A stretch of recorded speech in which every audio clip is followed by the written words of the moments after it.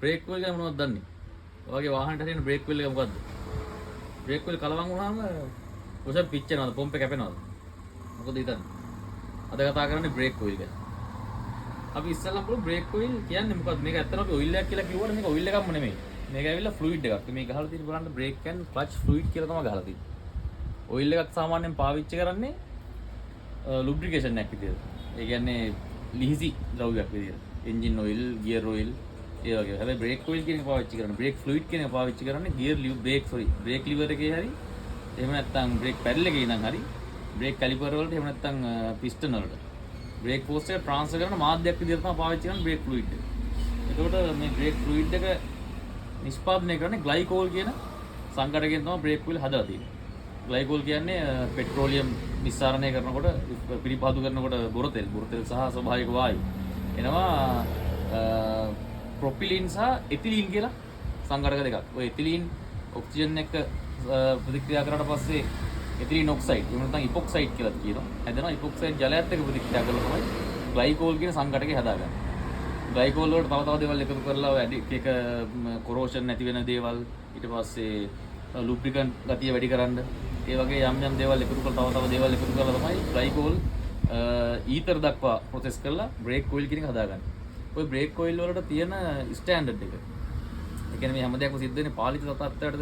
ඒ කියන්නේ කන්ට්‍රෝල් කරපු කන්ඩිෂන් යටතේ තමයි මේ හැම දෙයක්ම සිද්ධ වෙන්නේ.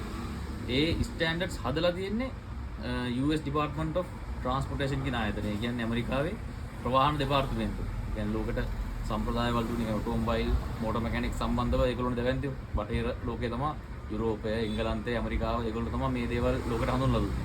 ඒගොල්ලෝ තමයි මේ ස්ටෑන්ඩඩ්ස් හැදුවෙත් ඒගොල්ලෝ. මේ මට්ටමට මේ බ්‍රේක් ෆෝස් එක මේ මට්ටමට තියෙන්න ඕන නම් මේ දියරේ මේ විදිහට තියෙන්න ඕන කියන ස්ටෑන්ඩඩ් එක හැදුවේ ඒගොල්ලෝ. ඒ ස්ටෑන්ඩඩ් එකේ තියෙනවා ලෙවල්ස් හතරක් තියෙනවා. 3, 4, 5, 5.1. ඒක තමයි ස්ටෑන්ඩඩ්ස් හතර. ඒතකොට DO Department of Transportation Standard 3 කියන එක තමයි .3 කියලා කියන්නේ. DOT කියලා කියන්නේ Department of Transportation කියන්නේ. .3 කියලා කියන්නේ අන්න ඒක. ඒතකොට මේකේ තියෙනවා .4 කියලා version එකක් එනවා. .5 කියලා version එකක් එනවා. තව .5.1 කියලා version එකක් එනවා. සාමාන්‍යයෙන් .3 පාවිච්චි කරන්නේ සාමාන්‍ය ස්ටෑන්ඩඩ්ස් බයික් වලට, සාමාන්‍ය CT100, Platina ඒ වගේ වාහන වලට. .4 පාවිච්චි කරනවා NS200 performance bicycle වලට. මොකද .3 එකේ සහ .4 එකේ තියෙන වෙනස තමයි wet boiling point එක සහ dry boiling point එක. dry boiling point එක කියලා කියන්නේ මේ කොහොමද මම කියවනේ ග්ලයිකෝල් හදන්නේ වතුරට කලවම් කරලා කියලා. මේක මේ ඉපොක්සයිඩ් වතුරත් එක්ක කලවම් කරලානේ. ඒ වතුර හරි මට්ටමක් තියෙනවා. හරි percentage එකක් තියෙනවා. ඒ percentage එක කලවම් කරලා ග්ලයිකෝල් බවට පරිවර්තනය කරගත්ත පස්සේ ඒක ග්ලයිකෝල්. ඒකට තව දුරටත් යනකොට මේ බ්‍රේක් වල පාවිච්චි කරගෙන යද්දි තව වතුර මොයිස්චර් එහෙම කලවම් වෙනවා. එතකොට ඒකේ තියෙන බොයිලින් පොයින්ට් එක අඩුයි. ඒක තමයි වෙට් බොයිලින් පොයින්ට් එක. වෙට් බොයිලින් පොයින්ට් එක කියන්නේ වතුර කලවම් වුණාට බාහිරින් වතුර කලවම් වුණාට පස්සේ මේ බ්‍රේක් වීල් හදලා ඉවර වෙලා බාහිරින් වතුර කලවම් වුණාට පස්සේ ඔයිල් එක නටන උෂ්ණත්වය. ඩ්‍රයි බොයිලින් පොයින්ට් එක කියන්නේ පියෝ බ්‍රේක් ඔයිල්. ඒ කියන්නේ පියෝ ග්ලයිකෝල් ඔයිල් එක ෆ්ලුයිඩ් එක නටන උෂ්ණත්වය. .3 කියන එක. .3 කියන එක සාමාන්‍යයෙන් සෙල්සියස් අංශක 205 විතර තමයි ඩ්‍රයි බොයිලින් පොයින්ට් එක. ඒ කියන්නේ සෙල්සියස් 205 වෙනකම් මේකේ බ්‍රේක් ෆෝස් එක රත් වෙන්න පුළුවන්. කැලිපර් එක රත් වෙන්න පුළුවන්. වෙට් බොයිලින් පොයින්ට් එක සාමාන්‍ය වතුර කලවම් වුණාම මේක 205 කියන එක බහිනවා 145ට. ඒතර වතුර පුළුවන් තරම් කලවම් නොවෙන්න අපි වග බලා ගන්න ඕනේ. සාමාන්‍යයෙන් අවුරුද්දක් දෙකක් යනකොට වතුර කලවම් වෙනවා. අපි මූඩි අරිනවා, টොප් අප් කරනවා. එතකොට වතුර කලවම් වෙනවා. .4 එකේ ඩ්‍රයි බොයිලින් පොයින්ට් එක වෙනවා සෙල්සියස් අංශක 240ක් විතර. 240 සාමාන්‍යයෙන් අවම මට්ටම. ඒකට වතුර කලවම් වුණාම ඒ කියන්නේ වතුර කලවම් වුණා කියලා හිතන්නේ ඩ්‍රයි බොයිලින් පොයින්ට් එක ගන්න 100.3.7ක් වතුර කලවම් වුණාට පස්සේ කොච්චර ඩ්‍රයි මේ වෙට් බොයිලින් පොයින්ට් එක පහළට යනවද කියන්නේ. වෙට් බොයිලින් පොයින්ට් එක 155ක් විතර පහළට වැටෙනවා වතුර කලවම් වුණාම .4 වලට. ඒක ලොකු මේකක්. ලොකු ඊට අමතරව ගත්තාම තව බ්‍රේක් ඔයිල් වල තියෙන ප්‍රශ්නයක් තමයි බ්‍රේක් ඔයිල් පාවිච්චි කරන බ්‍රේක් ඔයිල් කලවම් වෙන එක හොඳයිද? .3 .4 කලවම් වෙන එක හොඳයිද? බ්‍රෑන්ඩ් එකක් කලවම් වෙන එක හොඳයිද? කලර්ස් කලවම් වෙන එක හොඳයිද? සුදු පාට බ්‍රේක් ඔයිල් තියෙනවා, රතු පාට එකක් එනවා, තව සුදු පාට එකක් තියෙනවා, සුදු පාට දැන් ලයිට් ඇම්බර් ඒ වගේ වර්ණ වලින් එක ආයතන වලින් හදන බ්‍රේක් ඔයිල් එනවා. ඒ වගේ වෙනස්කම් මොකද්ද? ඒ වගේ කිසි වෙනස්කමක් නැහැ. .3 නම් .3 තමයි. .4 නම් .4 තමයි. ඒ ආයතන තමන් අනන්‍යතාවය තියාගන්න දාගන්න ඩයි එකක්. ඒක එච්චර වෙන කිසිම වෙනසක් නැහැ. එතකොට .3 සහ .4 කලවම් වුණාම බ්‍රේක් ප්‍රෙෂර් පිච්චෙනවද? පොම්ප් එක කැපෙනවද? ඒ වගේ දේවල් වෙනවද? නැහැ. ඒ වගේ දේවල් වෙන්නේ නැහැ. .3.4 කලවම් මොකද මේ දෙකම ග්ලයිකෝල් මත පදනම් වෙලා තියෙන එකම මූලද්‍රව්‍ය එකම සංඝටකය අර දාන මේ බොයිලින් පොයින්ට් එක වෙනස් කරන්න දාන අමතරව දාන රසායන ද්‍රව්‍ය වල විතරයි වෙනස තියෙන්නේ. ඒ වගේ ප්‍රශ්නයක් නැහැ. මේ කලවම් වෙන එකේ ප්‍රශ්නයක් නැහැ. බ්‍රේක් වැඩ කරනවා. එකම ප්‍රශ්නේ තමයි .3 එකේ කල්පෑරණ වැඩි. .3 ඔයිල් එක සාමාන්‍යයෙන් මොයිස්චර් රෙසිස්ටන්ස් එක ටිකක් වැඩි. .4 ඔයිල් එක හොඳ බ්‍රේක් ෆෝස් එකක් දෙනවා. සුපීරියර් පර්ෆෝමන්ස් තියෙන ඔක්කොම හරි.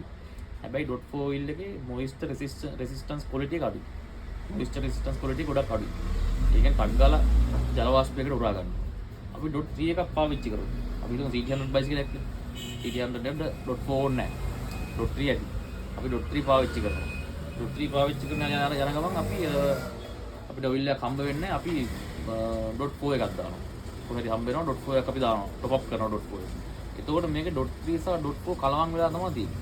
මේ දෙකේම ක්වොලිටිස් මේකේ තියෙනවා. ඒක .4 වල තියෙන අර ඉක්මනට වතුර උරා ගැනීමේ ක්වොලිටි එක මේ ඔයිල් එකේ අඩු වෙනවා. ඔයගේ බයිසිකල් ඇතුලේ තියෙන ඔයිල් එකේ අඩු වෙනවා. මොකද .3 .4 දෙකම කලවමනේ තියෙන්නේ. performance එක වැඩි වෙන්න පුළුවන්. performance එකේ පොඩ්ඩක් වෙනස් වීමක් වෙන්න පුළුවන්. boiling point එක චුට්ටක් ඉහළට යන්න පුළුවන්. නමුත් CT100 වගේ බයිසිකල් එකකට ඒක ලොකුට බලපාන්නේ නැහැ. ඒක ලොකු බ්‍රේක් ෆෝස් එකක් එන වාහනයක් නෙමෙයි CT100. හරි ස්කූටර් එකක් හරි ඉස්සරහා ඩිස් බ්‍රේක් තියෙන ප්ලැටිනා හරි. හැබැයි අපි ගත්තොත් NS200 ඒ වගේ බයිසිකල් එකක් ගත්තොත් ඔයා .4 යාගේ තියෙන්නේ. හොඳ performance බයිසිකල් එකක් ABS තියෙනවා. ඉක්මනට ඇක්සලරේට් කරන්න පුළුවන්. ඒ ඉක්මනට ඇක්සලරේට් කරන්න පුළුවන් වගේම ඉක්මනට නවත්ත ගන්න පුළුවන් වෙන්න ඕනේ. ඒ විදිහට තමයි බ්‍රේක් ඔයිල් එක නිෂ්පාදනය කරලා තියෙන්නේ. .4 රෙකමන්ඩ් කරලා තින්නේ ඒක. අපි ඒකට දැම්මොත් එimhe .3 එකක්. මොකද වෙන්නේ? බොයිලින් පොයින්ට් එක අඩු වෙනවා. පොඩ්ඩක් කලවම් වුණත් ඇති. බොයිලින් පොයින්ට් එක අඩු වෙනවා. අර 200 wet boiling dry boiling point එක 240 විතර තිබිච්ච එක බහිනවා ඉතින් 220ට. ගොඩක් පහළට. සාමාන්‍යයෙන් .3 level එකටම වගේ සමානට වෙන අවස්ථාවලුත් තියෙනවා. 220 210 225 220 වගේ level එකකට එනවා. එතකොට අර superior brake performance එකක් අපිට ලැබෙන්නේ නැහැ. මේකට තනිකරම අපි .4 ෆ්ලෂ් කරලා අයින් කරලා .3 දැම්මොත් NS200 වගේ performance bicycle එකකට එතකොටත් superior brake performance එකක් එන්නේ නැහැ. ඒක තමයි .3 කලවම් කරන්න එපා කියන හේතුව එච්චරයි. වෙන හේතු නැහැ. මේ පොම්ප් එක කැපෙනවා හරි මොෂර් පිච්චෙනවා හරි ඒ වගේ දේවල් නැහැ. අපි CT100 දෙකට .4 දැම්මොත් මම කියන්නේ මොයිස්චර් කලවම් වෙන මේක මේ ප්‍රොටෝටයිප් වැඩි කියලා .4 එකට .3 කරවට CT100 වගේ බයිසිකල් එකක් සාමාන්‍යයෙන් මැනුෆැක්චර් කරනකොට ඒක මැනුෆැක්චරර් බලනවා CT100 බයිසිකල් එකක් ගන්න කවුද? සාමාන්‍යයෙන් ගන්නේ ඒක ඉකොනොමිකල්, රිලයබල්. එයා මේ performance පදින්න ඕන කෙනෙක් නෙමෙයි CT100 බයිසිකල් එකක් ගන්න. ඒ වගේ බයිසිකල් එකක් ගන්න කෙනෙක්ට ලොකු මේන්ටෙනන්ස් ගොඩක් එකට දාන්නේ නැහැ. ඒ හින්දා තමයි .3 රෙකමන්ඩ් කරන්නේ. මොකද වැඩි කාලයක් පාවිච්චි කරන්න පුළුවන්. සාමාන්‍යයෙන් අවුරුදු දෙකක් විතර පාවිච්චි කරන්න පුළුවන් බ්‍රේක් පිල් ෆ්ලෂ් කරන්න නැතුව, බ්‍රේක් පිල් සර්විස් එකක් කරන්න නැතුව. ඒ කියන්නේ කිලෝමීටර් සාමාන්‍යයෙන් 30000 40000 දිවි වෙනවා. හැබැයි .4 ඔයිල් එක පාවිච්චි කරන බයික් එක එහෙම බෑ. .4 ඔයිල් එක පාවිච්චි කරන බයික් එක ඉක්මනට බ්‍රේක් වීල් සර්විස් එකක් කරන්න ඕනේ. බ්‍රේක් වීල් ෆ්ලෂ් කරලා සාමාන්‍යයෙන් අවුරුද්දට පාරක්වත් අඩුම ගානේ බ්‍රේක් වීල් ෆ්ලෂ් කරලා අවුරුද්දෙන් බ්‍රේක් වීල් දාන්න ඕනේ. නැත්නම් අර මොයිස්චර් කලවම් වෙනවා. බ්‍රේක් වීල් එකේ ක්වොලිටි එක අඩු වෙනවා. බොයිලින් පොයින්ට් එක අඩු වෙනවා. එතකොට අපි හයියෙන් ගිහලා බ්‍රේක් පාරක් ගිහුවම තමයි බ්‍රේක් වදින්න නැතු වෙනවා. ජීවිතේට අනතුරක් වෙන්න පුළුවන්. ඒ හේතුන් නිසා තමයි කියලා තියෙන්නේ මේක මේ .3.4 කලවම් කරන්න එපා කියලා. ඒක වෙන ඔයිල් පොම්ප් එක කැපෙනවා. එහෙම ප්‍රශ්නයක් නැහැ. එතකොට .3 එකෙන් .3 එකෙම බ්‍රෑන්ඩ් දෙකක් අපි දැම්මොත්. අපි හිතමු ලිකි මොලි එකයි ස්පීඩ් එක කලවම් වෙනවා. කිසිම ප්‍රශ්නයක් නැහැ. පාට කලවම් වුණත් ප්‍රශ්නයක් නැහැ. මොකද දෙකම එකම තමයි. අර තමන්ගේ එක එක කම්පැනි තමන්ගේ අනන්‍යතාවය තියාගන්න දාන ඩයි එකක් විතරයි කලර් එක. රතු පාට එක, පොඩි ඇම්බර් කලර් එකක් තියෙනවා. සමහර ඒ වගේ දුඹුරු පාට, ලා දුඹුරු පාටක් තියෙනවා. ලයිට් ඇම්බර් වගේ කලර්ස් තියෙනවා. ඒ අරනහම වෙන විශේෂත්වයක් නැහැ. ඔයාට ඕන බ්‍රෑන්ඩ් එකකින් ඔයා දාලා තියෙන .3 නම් බයික් එකට ඔයාට බ්‍රෑන්ඩ් හොයන්න දෙයක් නැහැ. හැබැයි ක්වොලිටි බ්‍රෑන්ඩ් එකක් වෙන්න ඕනේ. මොකද සාමාන්‍යයෙන් මේ ඔයිල් එක ගත්තොත් මේක උඩ සීල් එකක් තියෙනවා. මේක සීල් කරලා තියෙනවා. ඒ කියන්නේ කම්පැනියෙන් හදලා ඒ පාලිත තත්ත්වයට ඔක්කොම හදලා බොටල් කරලා ඔක්කොම කරලා සීල් කරලා තියෙනවා. මම ඔයිල් එකට මගේ කෑන් එකට දානකොට තමයි සීල් එක කඩන්නේ. බයික් එකට දාද්දි තමයි සීල් එක කඩන්නේ. සමහර ලෝකල් ඔයිල් වර්ග තියෙනවා මේව අපේ කඩේට එනකොටවත් සීල් නැහැ. අර නිකන් ප්ලාස්ටික් නොබ් එකක් තමයි ගහලා තියෙන්නේ. මට උනත් උනනම් කලවම් කරන්න පුළුවන්. මොකද මම මුලින්ම කිව්වනේ ග්ලයිකෝල් හදන්නේ අර මොකද්ද මේක මේ ඉපොක්සයිඩ් එක වතුරට කලවම් කරලා කියන. ඉතින් මේකට තව වතුර කලවම් කරා. වතුර හොඳට කලවම් වෙනවා බ්‍රේක් ඔයිල් වල. මේකට තව වතුර කලවම් කරලා මේ ඔයිල් එකේ ක්වොලිටි අපිට අඩු කරා හැකියි. ඉතින් ලෝකල් බ්‍රේක් වල එහෙම ප්‍රශ්න තියෙනවා. එහෙම නැතුව අපි ගත්තොත් හොඳ බ්‍රෑන්ඩඩ් එක ලිකි මොලි හරි ඊට පස්සේ ස්පීඩ් ඊට පස්සේ ලොකීඩ් බොෂ් ඉතින් යාම එන්ඩියුරන්ස් එකෙන් බ්‍රේක් ඔයිල් එකක් එනවා. ඊට පස්සේ මොබිල් එකෙන් එනවා කැල්ටෙක්ස් ඒ වගේ හොඳ බ්‍රේක් ඔයිල්. තමන්ගේ හොඳ ස්ටෑන්ඩඩ් එකක් තියෙන නමක් හදාගත්ත කම්පැනි එකකින් බ්‍රේක් ඔයිල් එකක් දැම්මම කමන්නේ කලවම් වුණා. කිසිම ප්‍රශ්නයක් නැහැ. ඉතින් බ්‍රේක් ඔයිල් ගැන කතා වුණ ඕක. බ්‍රේක් ඔයිල් ගැන තියෙන ප්‍රශ්න වගේ බයිසිකලේට ඔයිල් එක තෝරගද්දි බලන්න ඕනේ බයිසිකලේ උඩ රිසර්වර් කැප් එකේ ගහලා තියෙනවා .3ද .4ද කියලා. එතකොට දැන් මම මෙතන කිව්වනේ .4 එක හොඳයි කියලා. ඒ කියන්නේ හොඳ බ්‍රේක් ෆෝස් එකක් ගන්න පුළුවන් කියලා. නමුත් ඔයගේ බයිසිකලේ ගහලා තියෙන .3 නම් ඒක .3 තමයි බයිසිකලේට ගැලපෙන්නේ. බයිසිකලේ ස්පීඩ් එකට බ්‍රේක් ෆෝස් එකට ගැලපෙන්නේ .3 තමයි. මොකද ඒක හදන්නේ හොඳ ඉගෙන ගත්ත උගත් චාර්ටර්ඩ් ඉන්ජිනියර්ස්ලා ඩිසයිනින් ඉන්ජිනියර්ස්ලා ඒගොල්ලෝ තමයි හදන්නේ. ඒගොල්ලෝ රෙකමන්ඩ් කරන .3 දාන්න කියලා. අපි වගේම ස්පෙයා පාර්ට් කඩයක් විකුණන එක්කෙනෙක් කිව්වා කියලා .4 දාන්න ඕනේ නැහැ. තමන්ගේ රිසර්වර් කැප් එකේ තියෙන එක තමයි ගහන්න ඕනේ. සමහර බයිසිකල් වල තියෙනවා .3 .4 දෙකම ඕකේ කියලා. එතකොට දෙක කලවම් කරගන්න නැතුව අපි ගත්තොත් ඔය N160 වගේ. ඒ වගේ .3 .4 දෙකම ඕකේ කියලා තියෙනවා. එතකොට මේ දෙක කලවම් කරගන්න නැතුව .3 නම් .3 වලින් යන ප්‍රශ්නයක් නෑ. ඔයා performance පදින්න උත්සාහයක් නැත්නම් ඔයා බයිසිකලේ පදින්නේ ආසාව අරන් ගත්තා ඉන්නවනේ. බරිස්ටමට පදිනවා ආසාවට තමයි බයිසිකලේ අරන් තියෙන්නේ.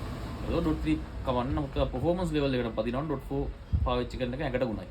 හොඳට බ්‍රේක් පදිනවා, බ්‍රේක් ගහනවා. මොකද ABS තියෙන බයික් එකක් ඒක ඇඟට ගුණයි. ඊට පස්සේ තව version එකක් තියෙනවා මේ බ්‍රේක් ඔයිල් වල .5 කියලා. සහ .5.1 කියලා. .5 කියන්නේ මම කියවනේ මේක ග්ලයිකෝල් බේස් එකක් කියලා. .5 එක හැදෙන්නේ ග්ලයිකෝල් වලින් නෙමෙයි. .5 කියලා බ්‍රේක් ඔයිල් එක හැදෙන්නේ සිලිකන් වලින්. අනිකර සිලිකන් ඔයිල් එකක් ඒක. ඒ ඔයිල් එක පාවිච්චි කරන්නේ මිලිටරි වාහන වලට පාවිච්චි කරනවා. කැලේ යනකොට ඒ වගේ දේවල් වලට පාවිච්චි කරනවා. මලකට කන්නේ නැහැ. ඊට පස්සේ මේකට වඩා ගොඩක් ඒකේ බ්‍රේක් ෆෝස් එක වැඩි. ඊට පස්සේ සමහර ලාට තියෙනවා යාඩ් වල ගොඩාක් ගාල් කරලා දින වාහන. ඒවා ඉඳලා හිටලා ගන්නවා ආයෙ ගාල් කරනවා එච්චරයි. ඒක වාහනේ ගන්න සැරේට ඔයිල් දාන්න ඔයිල් හුලං යවන්න ඕනේ බ්ලීඩ් කරන්න ඕනේ මේවා කරන්න බෑනේ. ඒ නිසා ඒගොල්ලෝ කරන්නේ මේ ලොකු යාඩ් වල තියෙන වාහන සිලිකන් බ්‍රේක් ඔයිල් දානවා. අවශ්‍ය වෙලාවට එළියට නම් පැත්තකින් තියෙනවා.